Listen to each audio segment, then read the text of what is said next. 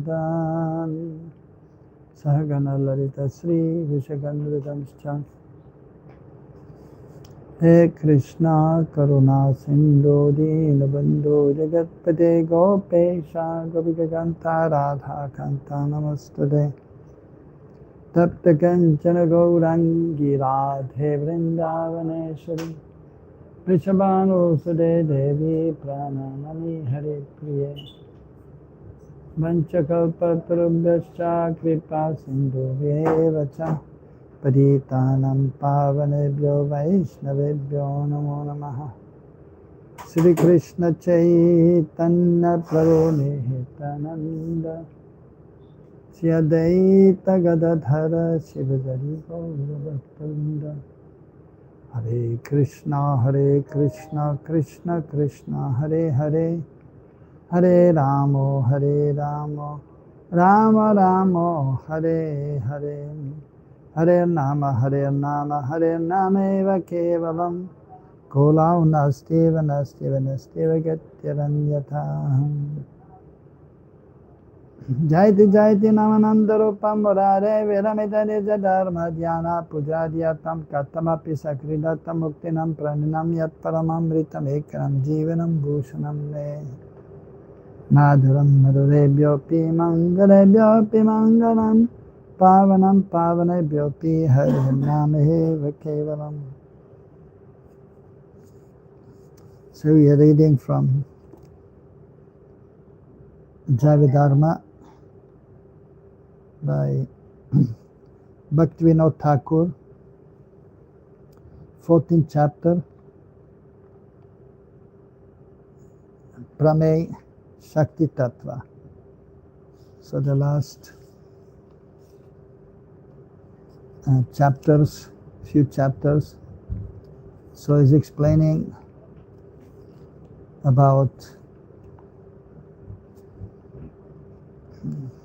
Dashamula Tattva, the 10 essential truths which Sri Chaitanya Mahaprabhu has explained. It's actually this chapter and the last chapter. Amnaya Prahatattvam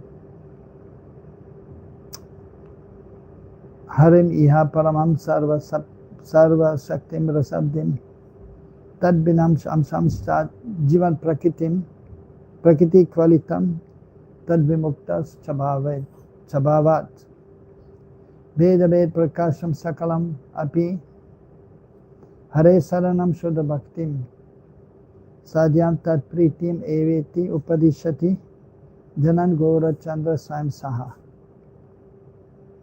So 10 distinct fundamental truths are there. First, Amnai, that refers to Praman. So, the teachings of the Vedas received through the Guru Parampara is known as Amnaya.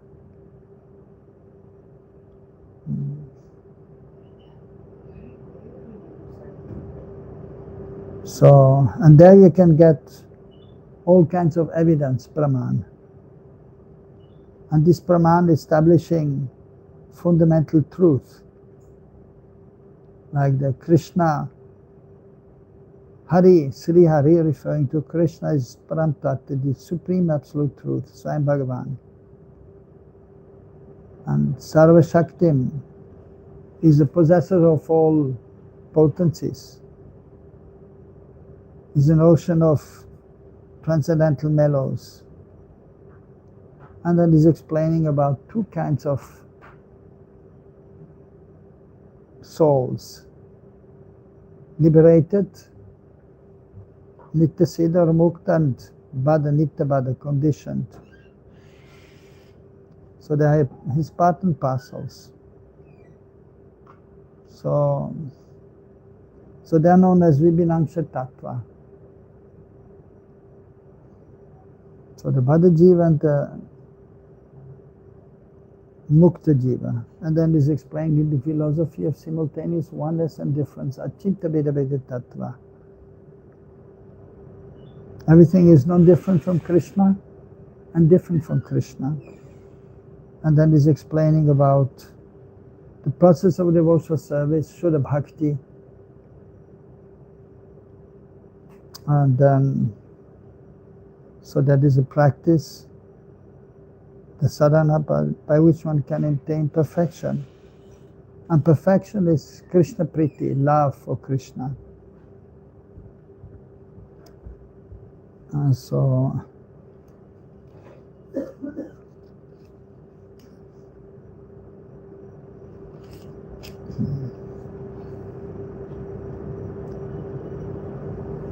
these different verses are explained here. There's a separate book by Bhaktivinoda Thakur which is dealing with this subject matter.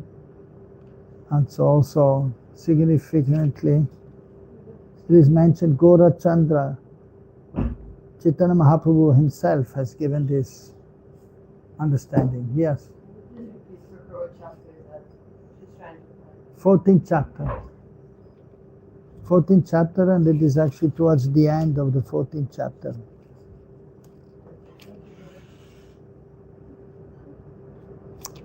Just 2 pages left, 1.5 page left for the 14th chapter.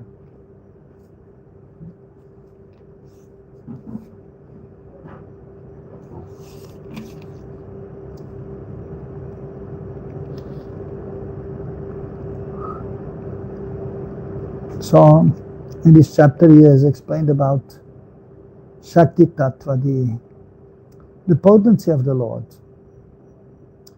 So the Lord himself is the source of the potency, is the source of everything. Sarup Shakti, the internal potency. And specifically, so the existence potency is there, Sandhini Shakti. The embodiment of that is Balaram. And then Samvit Shakti, so the knowledge potency, and the embodiment of that is Krishna himself. And then the Haladini Shakti, the pleasure potency, and the embodiment of that is Srimati Radharani. And then he has explained also about, so besides that, so the Chit Shakti, so that is the internal potency, and then Maya Shakti, the external potency, and then Jiva Shakti, the part and parcels of Krishna.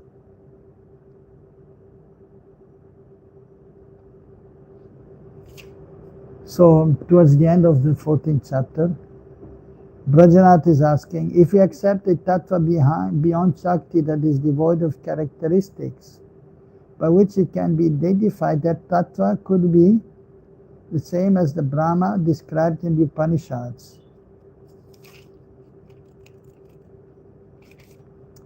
Babaji, the Brahma of the Upanishads is devoid of desires. But Krishna, the Parampurush who is described in the Upanishads, is actually composed of free will, sa itchamaya. Well, actually that we read also already.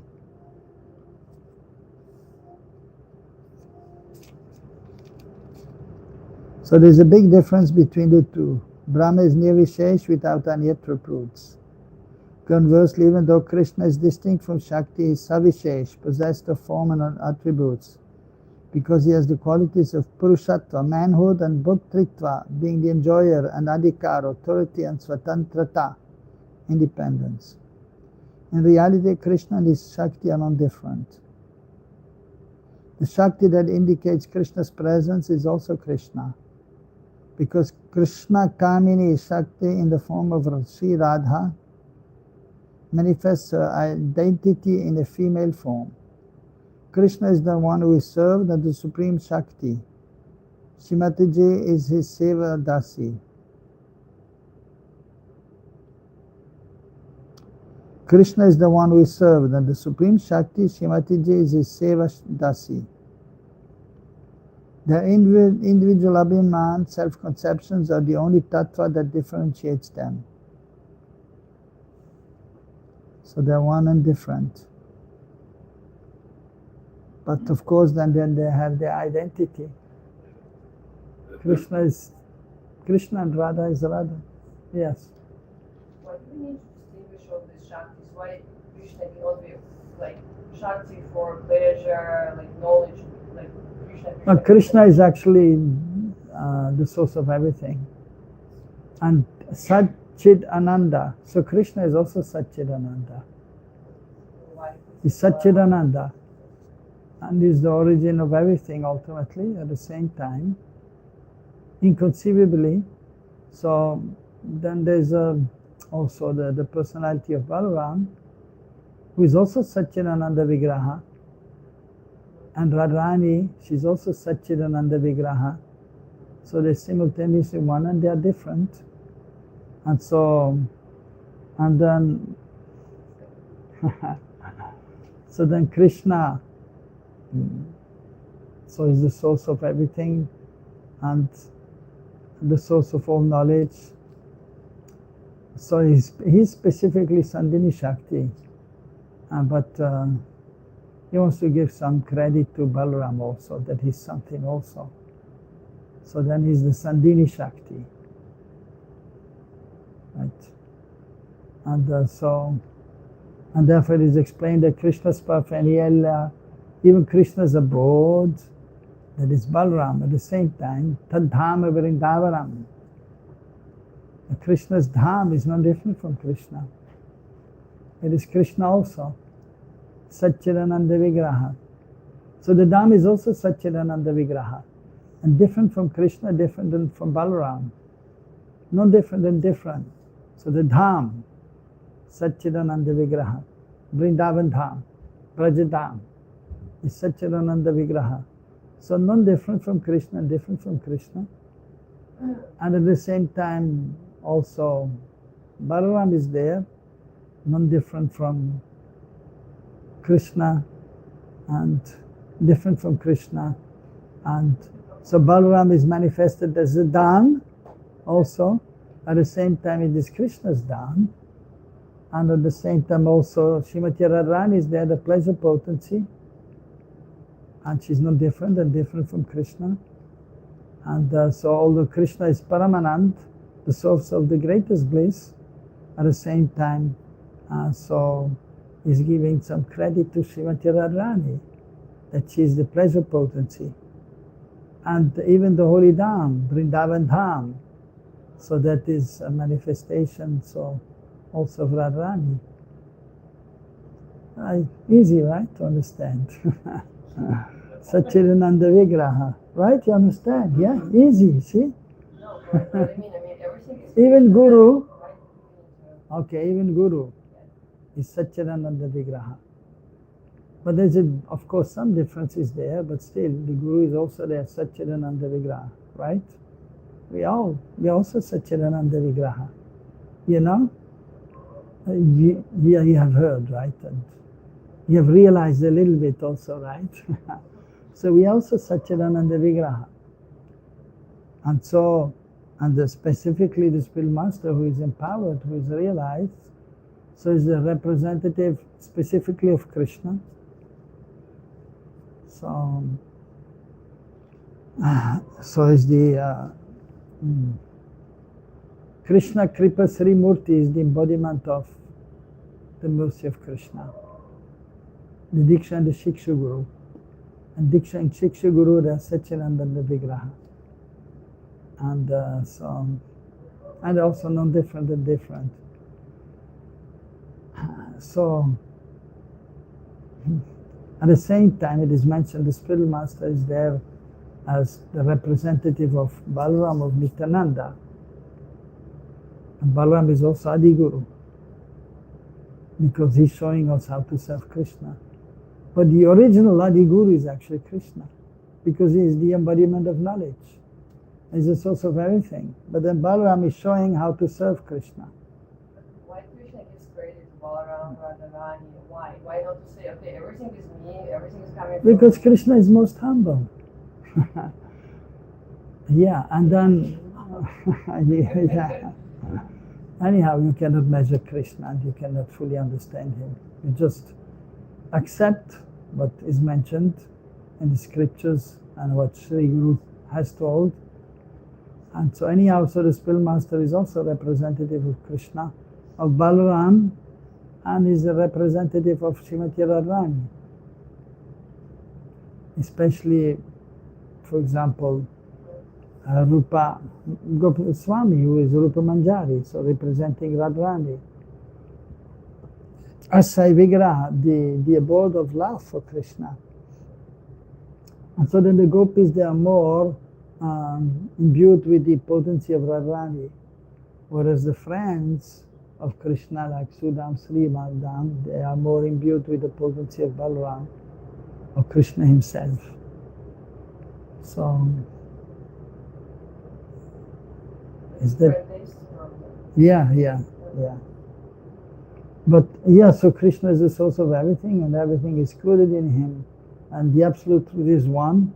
At the same time, there's variety. Like there's one government in India who's ruling.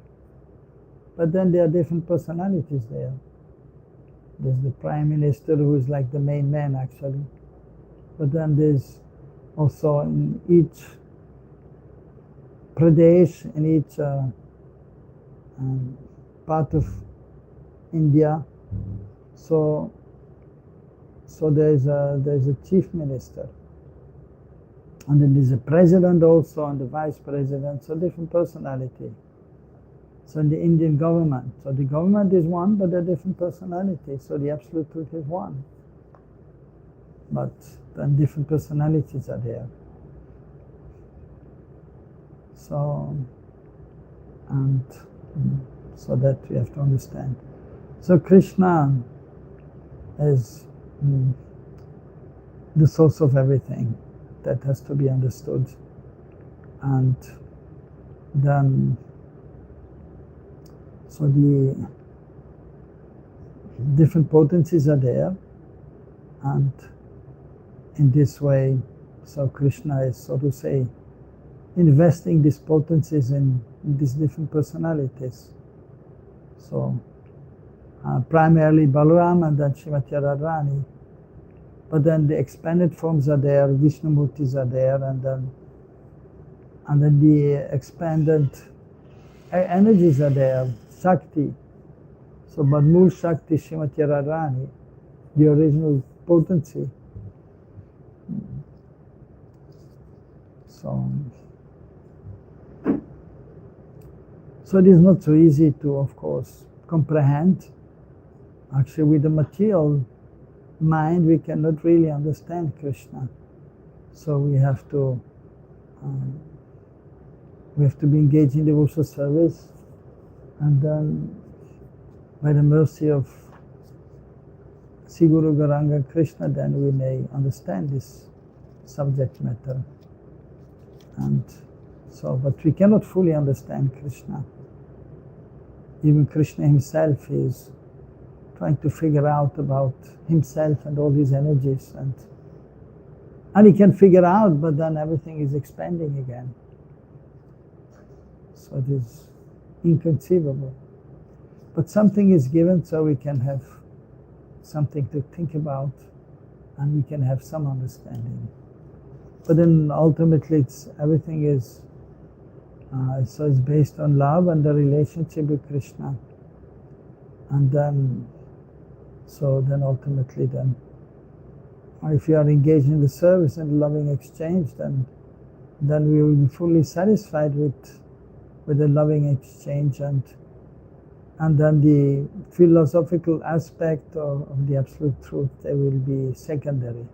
But when we are here in this world as practicing devotees, and then we have to try to understand it, the subject matter of the absolute truth, as much as it has been told by the acharyas, it has been written in the scriptures, as much as we can then understand.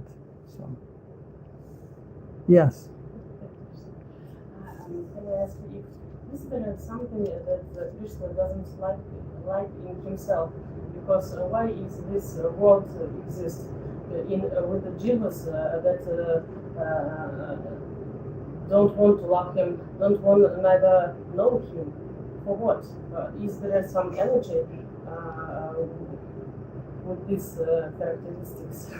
Yeah, of course, that is the external energy is there. So two jivas are there, so that will be discussed.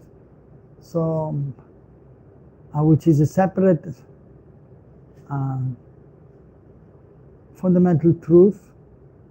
So that is the Vivinamsha Tattva, the aspect of the absolute truth which is infinitesimal, part of Krishna, eternally connected to Krishna, but it is infinitesimal, it is very small.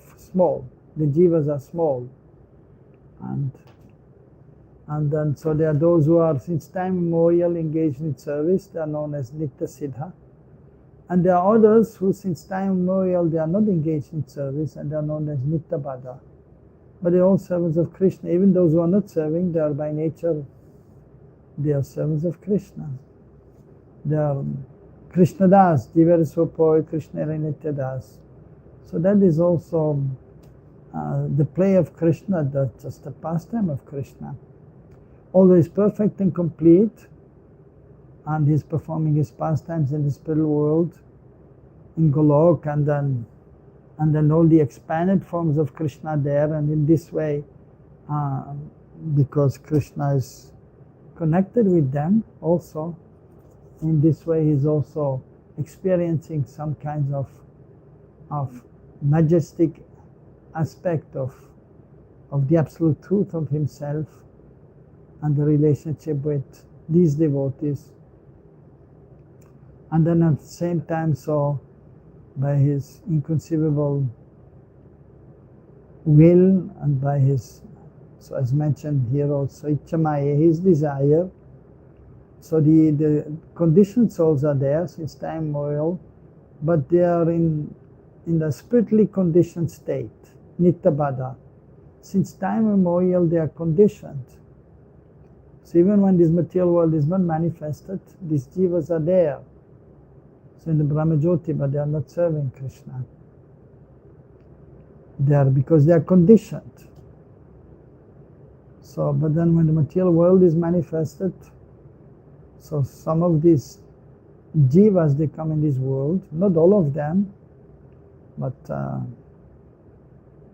almost unlimited amount of jivas, they come in this world when it's manifested.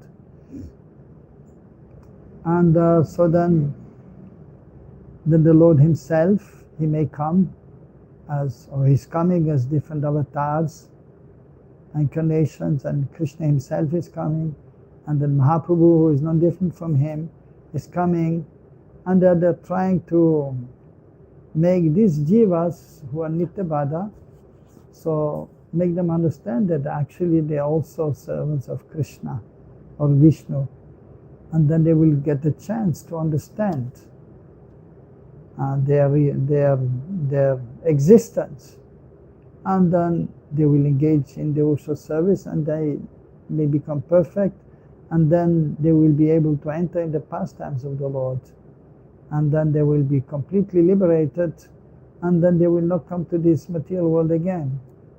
So that is by Krishna's desire. So this is happening. So the material world is ultimately Krishna's desire. So, and so Krishna is most wonderful, and his Atmaram, self-satisfied, Artakam. So ultimately, he doesn't need anybody else or anything else to be satisfied. At the same time, so he created, or it is there, the variety is there in the spiritual world since time immemorial.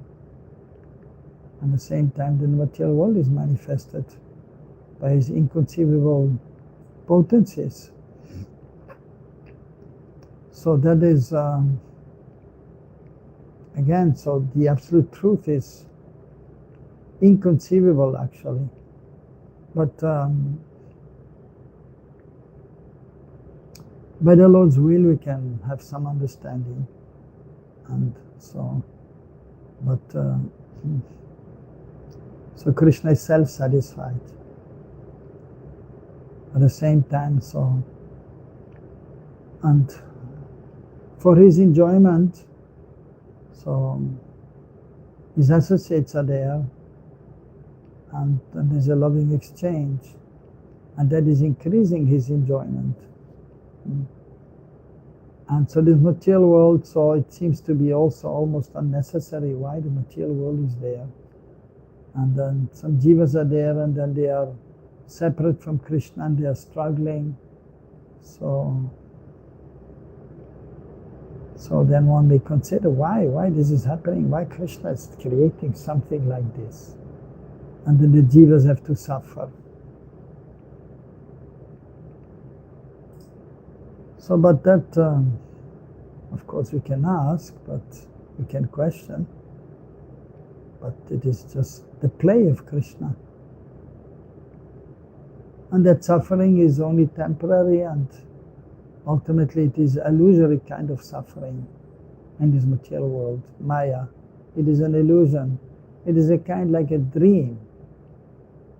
It is a dream. Just like you're dreaming at night time sometimes. Sometimes it's a good dream and then we are happy. It's a bad dream and then we are not so happy. Oh, this bad dream last night. And so whatever it was. But it's only a dream, right? It's not the reality of this world. So similarly, this material existence is just a dream. It's like, yeah, it's a bad dream, but what to do?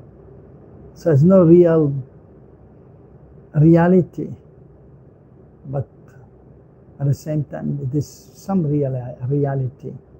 You can also not say it is false, like the Mayavadis are saying. So Brahma Satya, the absolute truth is the so the absolute truth is the reality, and so Brahma, the absolute realm, so is the reality, and it is the truth. And the Jagat Mithya, and then they say this world is Mithya, it is false. If you see from the perspective of the absolute truth, it is false, but it is not completely false, because some existence is there, temporary existence is there, which we can experience. So, but ultimately, yes, it is actually a kind of, it is illusory life, and is a kind of like a dream. So, because ultimately, whatever position we have in this world, especially if not connected to the Lord, so it is like a dream. It's not the reality, but it is such a wonderful display. The spiritual world is a wonderful display of the absolute truth of Krishna, but even the material world, which is a perverted reflection, is also a wonderful play of Krishna. Like a dream or like a drama. Like, so we are there. So even actors are there, Hollywood and Bollywood, and they are acting. So many Bollywood stars are there. Because we are in India, we know some of their names. We are out of touch of the Hollywood. Before, we used to know something about Hollywood, some film actors, but now I don't know anybody. We don't have to know either. But then some actors are there, and then they have their life, their so-called life as an actor, and they have family, and they have the house and everything, and it's a kind of exciting, and up and downs are there. But then they have their Bollywood or drama life. And that is a kind of, it is real, but it is also not real. Because they are really acting, and then they are identifying with some kind of film or drama. And then it becomes something, and then it becomes very exciting, actually. Almost more exciting than the real life is the drama, sometimes. So, but it is just a thing. It is a drama. It is a reality, and also it is not reality. Similarly, our life, it is reality, but it is not the real reality, because we are not this body. We are spirit soul. So this manifestation of the Lord, this material manifestation, is also perfect and complete, but it is a a reflection of the spiritual realm.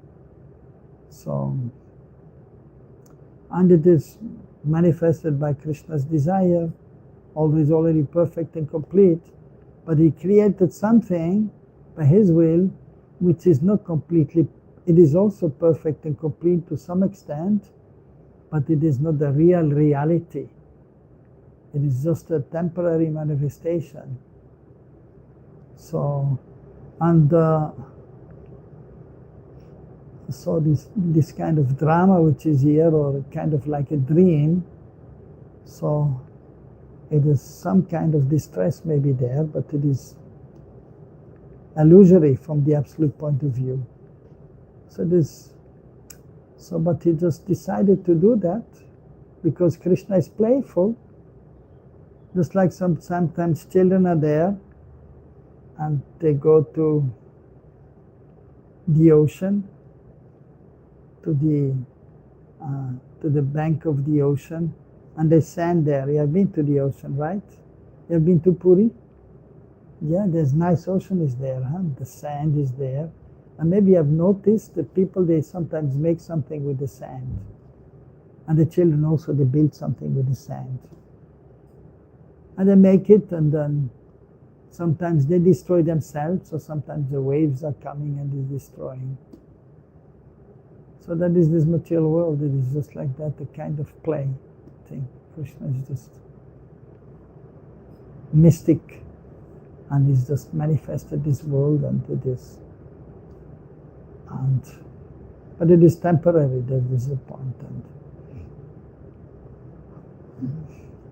there's not really any need of this, but still he made it. Just a kind of play, child's play, because Krishna is a playful person, he's most playful person. So he created that, and he's the biggest autocrat also. But at the same time, he's sometimes performing childish pastimes in the spiritual world, and even so in this world it is just a manifestation of his playfulness and a manifestation of his transcendental intelligence also. And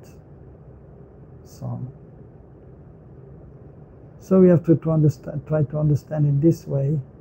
And so Krishna, so you're saying he saw something which he may not like. So Krishna is absolute, and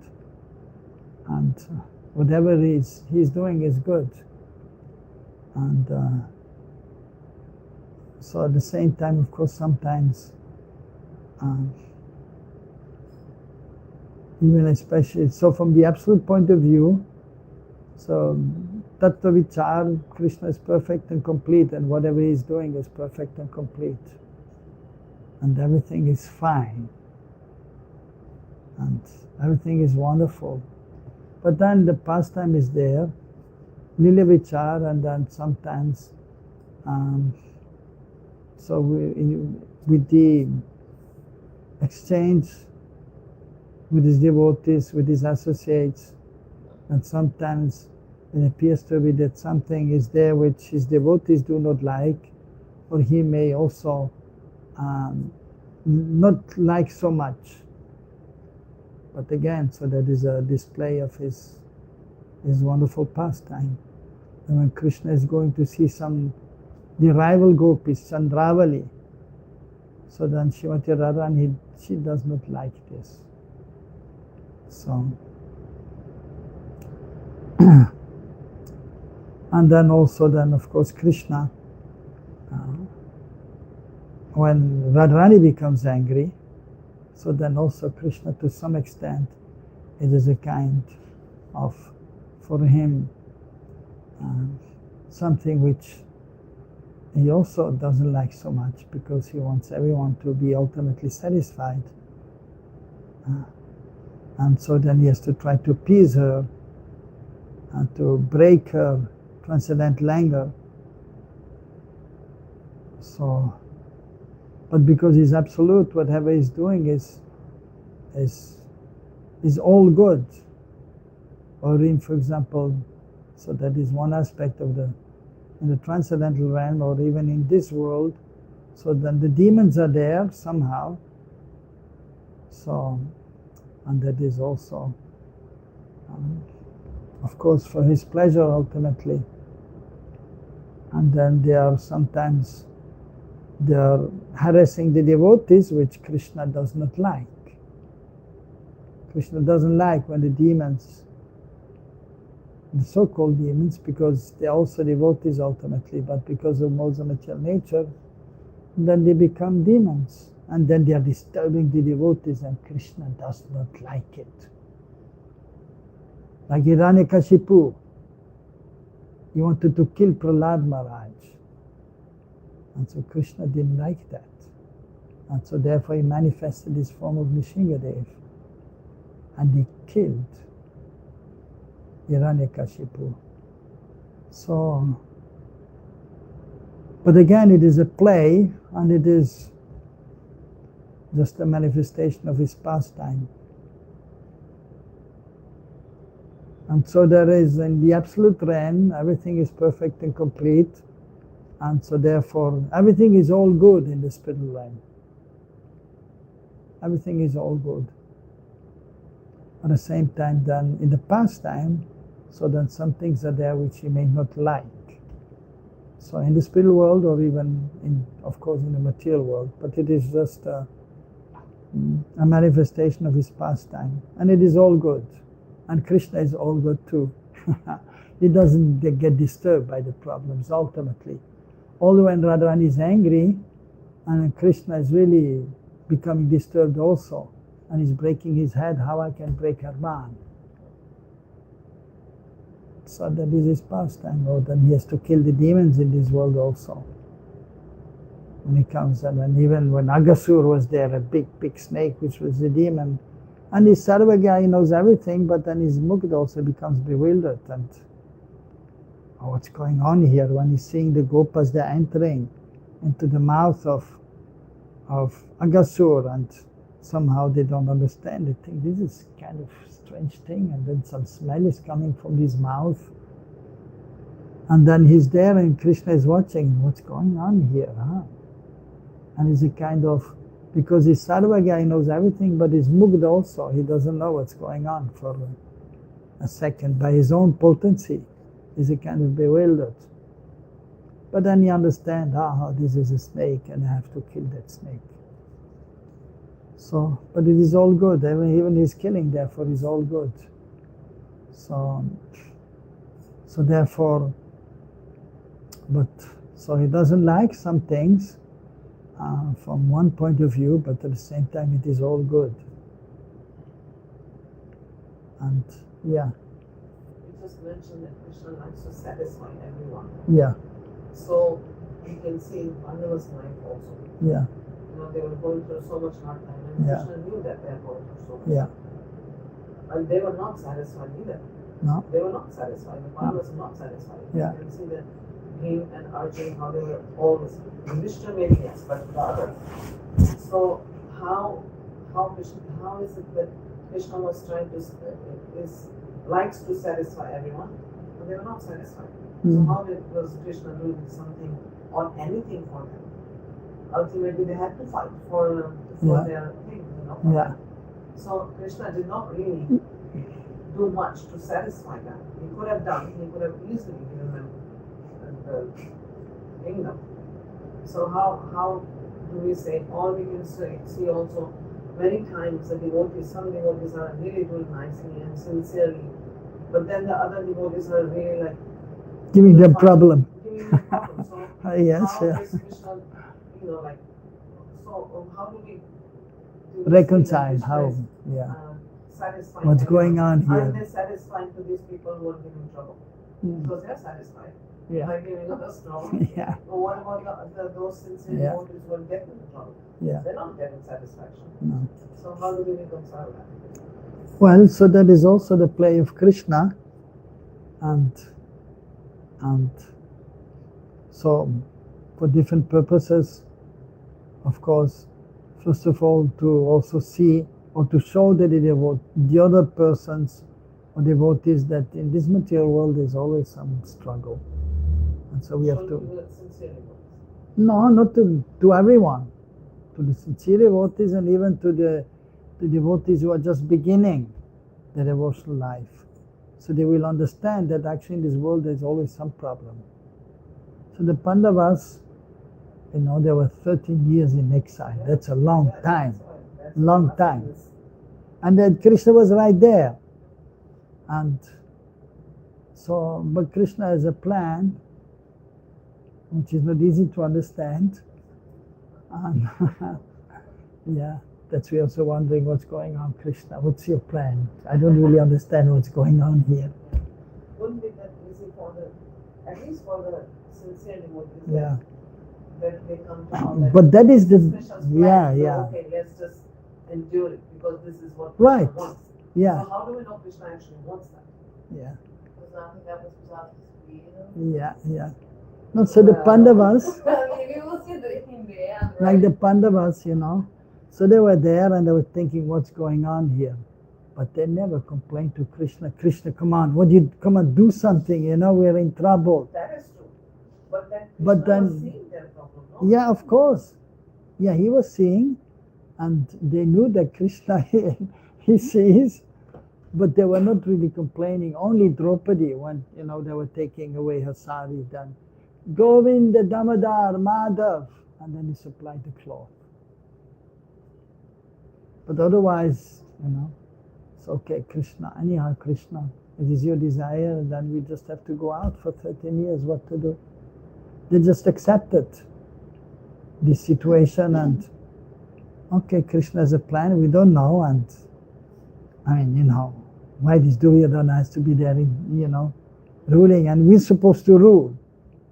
But they were not speaking to Krishna and telling him, Krishna, please do something. You're the Supreme Lord, and you can do something. Why don't you do something? No, but my question is, they were not asking, but Yeah. you just said that Krishna satisfies everyone. Yes. So how was he satisfying that? Well, you see, the thing is, because they're not complaining and they accepted the situation, they were satisfied. Even though they were in exile, they were satisfied. They were a little bit, come on, what's going on here? But then they were satisfied, okay. It is Krishna's will. We have to accept it. He has his plan. Let us accept it and let us live in a simple way. And then they were there in exile and they were happy because they accepted this situation. And they were happy. Yes, of course they were happy. It's okay, because they are not attached to anything with this world, they are attached to Krishna. And they're there in the relationship with Krishna. Okay, no problem, we are just living a simple life, okay. We have something to eat every day, even Bhima, who is eating so much, right? He was satisfied, he got his share, what he wanted to eat. So he was happy, my belly is satisfied. My belly is full, I am okay. So, but then they're supposed to be kings, and then there was a war, and then they became king after the war. So they were satisfied, although they were in exile, because they accepted the situation as Krishna's will. So although the situation in our life may also not be ideal, but we just have to accept the situation and be satisfied. But still, a little bit, we feel a little uncomfortable also, what's going on there, Krishna, what's going on there? And sometimes you may say, Krishna, and you come and do something about the situation. But then, also, anyway, Krishna, if it is your will, then what can we do? And we have some plan. And you want us maybe to do something else or something. And so we have to be thoughtful, and for some time we don't maybe exactly know what Krishna wants us to do. And we are thinking, now what do you want me to do? Shall I go left or right? We may not know exactly, but then we just continue, and then Krishna will show, and the situation will unfold in a certain way, and then we just will go according to that, and then, okay, Krishna, it is your will, and then we chant Hare Krishna, and we are happy. That's all, and we are satisfied. And then we just accept the situation, although from one point of view it may be hard, but then we just have to accept, and nothing we can do. But it is not easy to understand. But that's why the life is there of the devotees like the Pandavas. So we can say, anyway, so my situation is not too bad. But if we are in the situation, it's a little tough. And then even others, they don't understand why this is happening. And then, yeah. But then therefore we have to try to see in the life of the devotees also how things are happening. And we take inspiration from that and solace in that. And be self-satisfied and in our whatever devotional service we are doing. And then we have to make some mental adjustment to the situation and try to not be too much disturbed by the external situation and concentrate on the internal aspect of our existence that ultimately is just a kind of dream, this material world. It is a kind of drama, big time drama. And so that's what to do. But then we try to be internally connected with Krishna, and we pray for our development in the internal aspect of our life. And the real life, which is the real life, is with Krishna in the spiritual world, in loving exchange with the associates of Krishna. So we focus on that and the internal aspect. But then even in the spiritual world, then there's some kind of drama going on there. Like different gopis are there, especially in regards to the gopis and Chandravali's group. So, but that is the reality. And so, but even there, some kind of drama is there. But that is the real drama or the pastime of the Lord. So that is the situation. All right. Hare Krishna.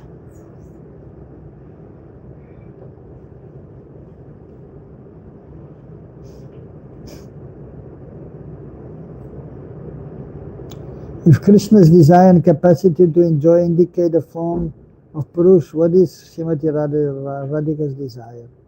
Babaji, Srimati Radhika's desire is subordinate to Krishna's. None of her desires or efforts are independent of his desire. Krishna has desires, and Srimati Radhika's desires is to serve Krishna according to his desires. Srimati Radhika is the complete and original Shakti, and Krishna is Purush, that is, he controls and inspires Shakti.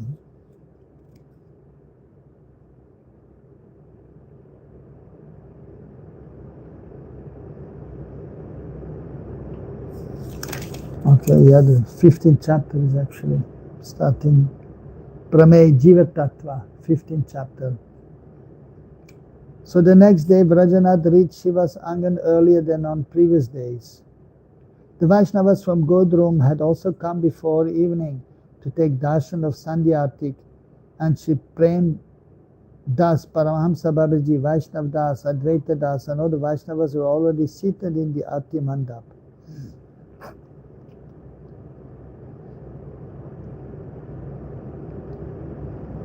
When Brajanath saw the bhavs of the Vaishnavas from Godrum, he was struck with wonder and thought, I will perfect my life by having their association as soon as possible. When those Vaishnavas saw his humble and devotional disposition, all of them bestowed their blessings on Brajanath. When the Artik was over, Brajanath and the elderly Babaji began to walk southwards together to the direction of Godrum. Ranganath Das Babaji saw tears continuously falling from Brajanath's eyes and, feeling very affectionate towards him, and asked lovingly, Baba, why are you weeping? Brajanath said, Prabhu, when I remember your sweet instructions, my heart becomes restless, and the entire world seems to be devoid of all substance. My heart is becoming eager to take shelter at Sri Gauranga Dev's lotus feet. Please be merciful to me and tell me who I really am according to Tattva and why I have come to this world. Keami, who am I? So That is a question. Even Sanatana Goswami, when he met, of course, he's an associate, but in this world, so the pastime is there.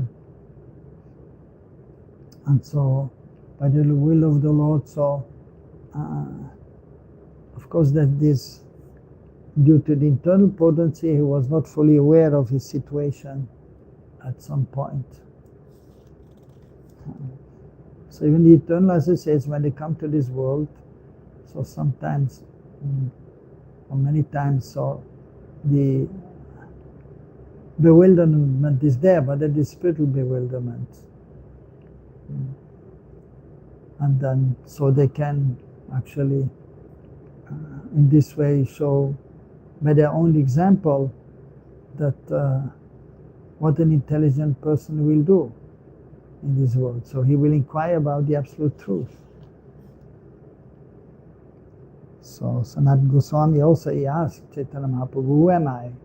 Why am I in this world? Same question. And that actually every human being, every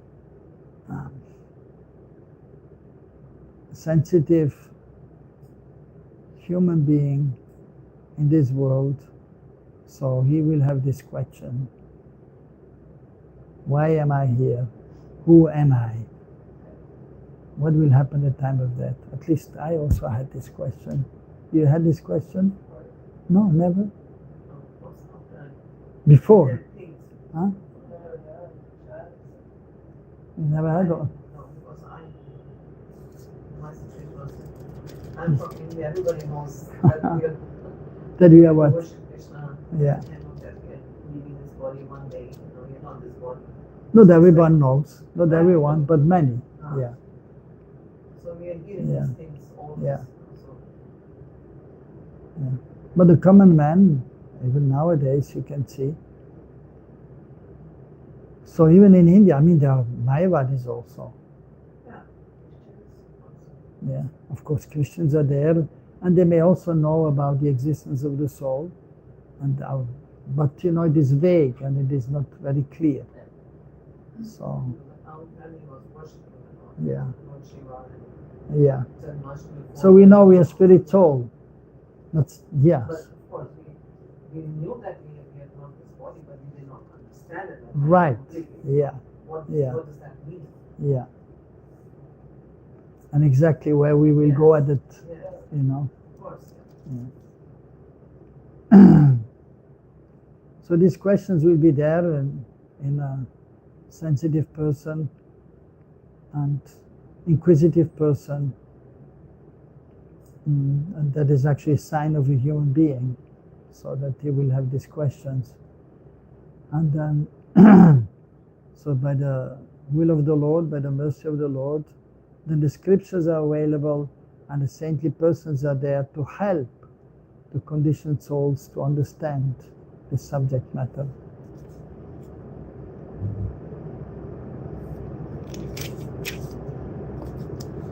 So now also many Indians, they can tell you, they will tell you. Almost all. We know.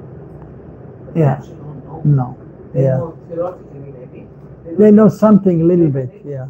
They think they know everything, but actually they don't know. Yeah, no. It was the same with us. Yeah.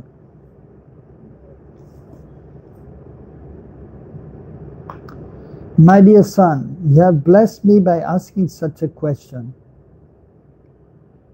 The day that the Jiva first asks this question is the auspicious day his good fortune arises. So when the Jiva is asking to himself, who am I, why am I here? So that is the beginning of his good fortune. And because then the Lord is there and he will try to help.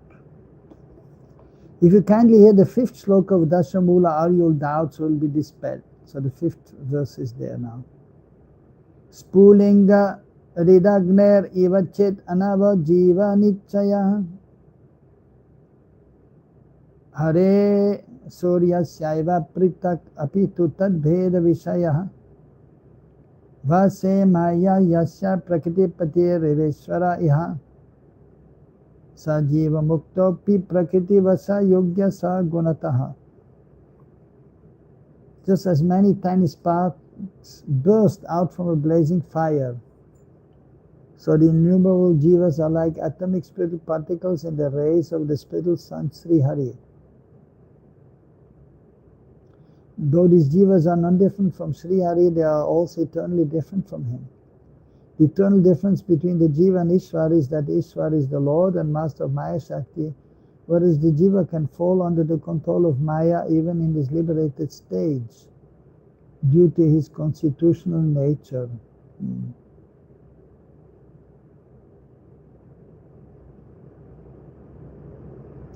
So here actually two examples are giving of the jiva. One is of the fire, blazing fire. So the fire is there, and of course wood is put inside, and then there are sparks of fire there. And sometimes they come out and they come out of the fire, they're on the ground and you can see the spark. But if it is outside the fire, then it will be extinguished after some time.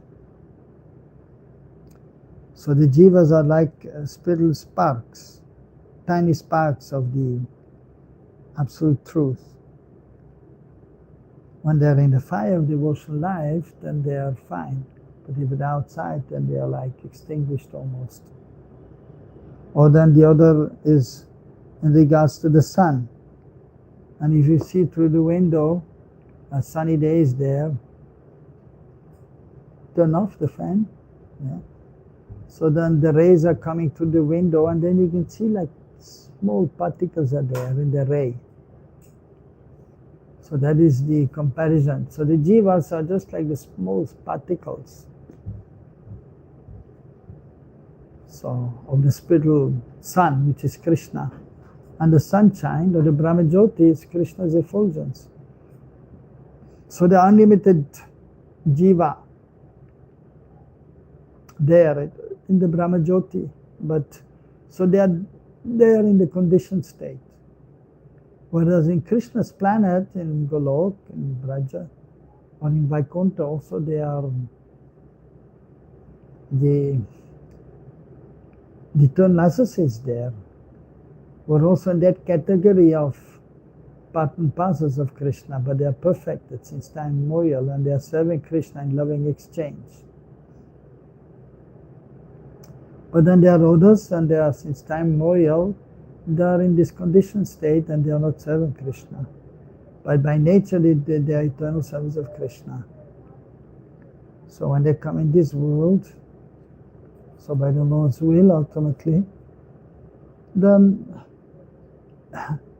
they become covered by the external energy, and then they will have different bodies. But then when they have the human form of life, they have the opportunity to inquire about the absolute truth. And then they may realize their constitutional position as eternal servants of Krishna.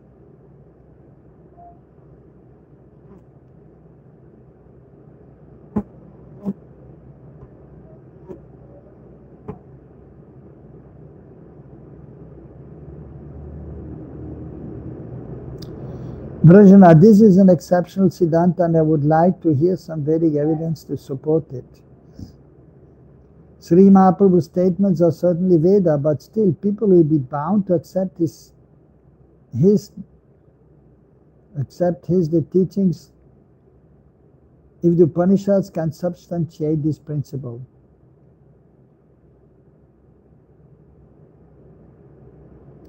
Babaji, this tattva described in many places in the Vedas. This tattva is described in many places in the Vedas. I will cite a few of them. So this is actually important that, so, of course, Mahaprabhu here, his first, Babaji is quoting Mahaprabhu, this verse, that it is his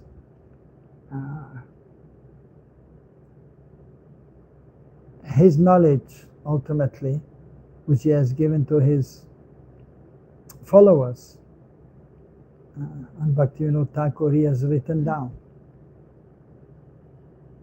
And so Brajanath is of course accepting, but at the same time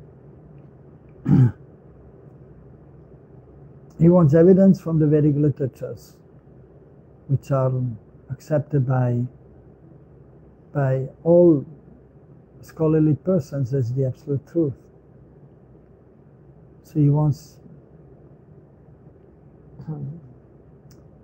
to see if this point which Mahaprabhu has given is there in the Vedic scriptures, and he understands it has to be there.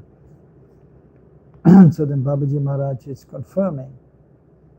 So because Mahaprabhu is the Supreme Lord, but is appearing also as a devotee, as an exemplary devotee, to show us the path of devotional service, and to give this knowledge, and which is ultimately from the Vedic literatures. It is not different from the Vedic literatures. So the Vedic literatures are not different from Krishna, and Mahaprabhu is not different from Krishna. So whatever he is saying is also not different from him, and is not different from Krishna, and is not different from the Vedic literatures. But so he wanted the proof here for the ordinary persons, or for persons who may be challenging. So the teachings of Mahaprabhu.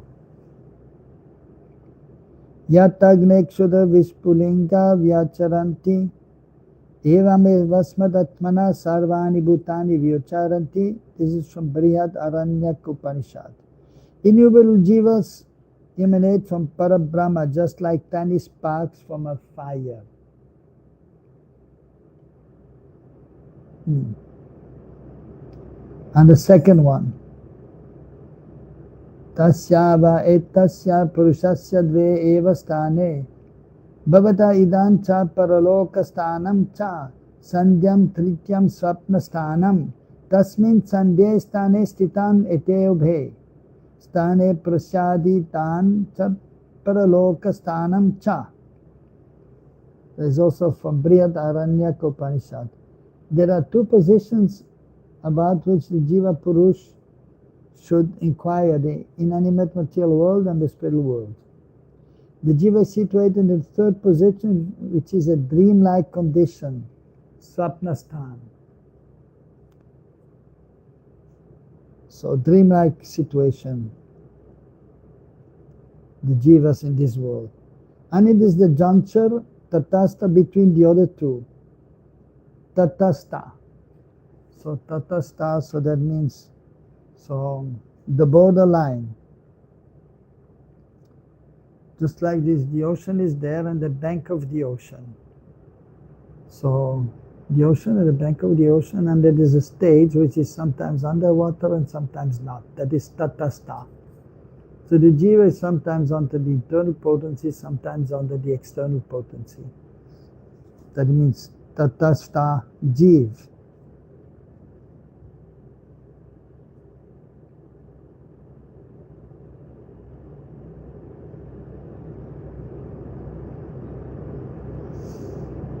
Being situated at a place where the two worlds meet, he sees both the inert world, Jagat, Jara Jagat, and the spiritual world, Chit Jagat.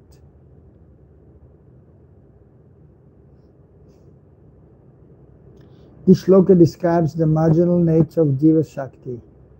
So tatastha means marginal. It can be under the internal potency or it can be under the external potency. That as practicing devotees we can experience also. Sometimes we feel good, we feel we are connected with Krishna. And sometimes we understand we are in Maya, under the modes of material nature.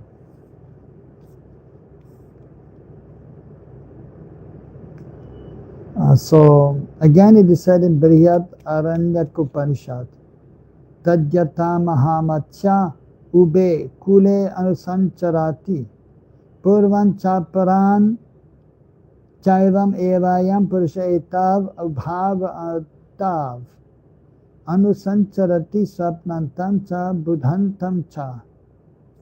Just as a large fish in a reservoir sometimes goes to the eastern bank and sometimes to the western bank.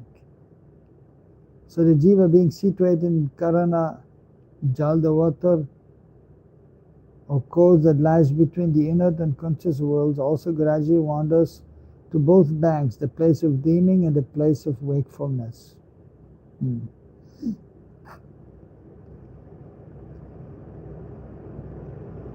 Brothers, not. What is the Vedantic meaning of the word tatastha? Babaji. The space between the ocean and the land is called tata, the shore. Tatastha. So tata means the shore and sta means situated. Like grihastha, householder. Grihastha, the house, sta, who is staying in the house is a grihastha.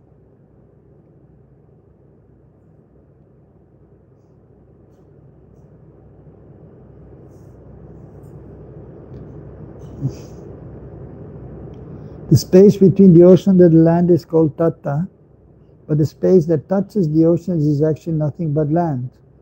So where is the shore? The tata is the line of demarcation separating the ocean and the land, and is so fine that it cannot be seen with the gross eyes. If we compare the transcendental realm to the ocean and the material world to the land, then tata is a subtle line that divides the two, and the jiva shakti is situated at a place where the two meet.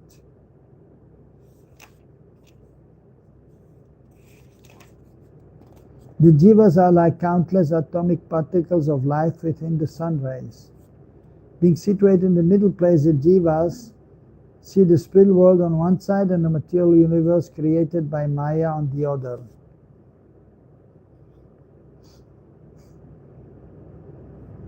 Just as Bhagavan's spiritual Shakti on one side is unlimited, Maya Shakti on the other side is also very powerful.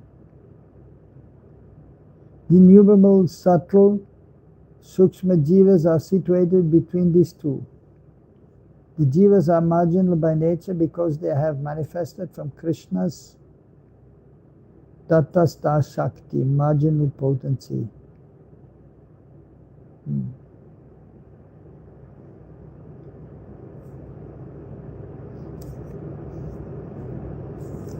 So, yes,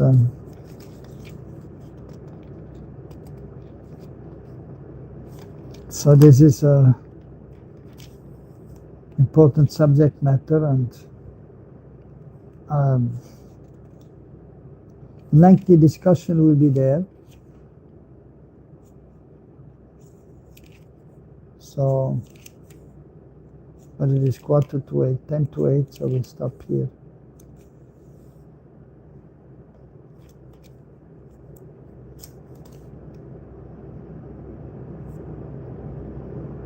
Any question?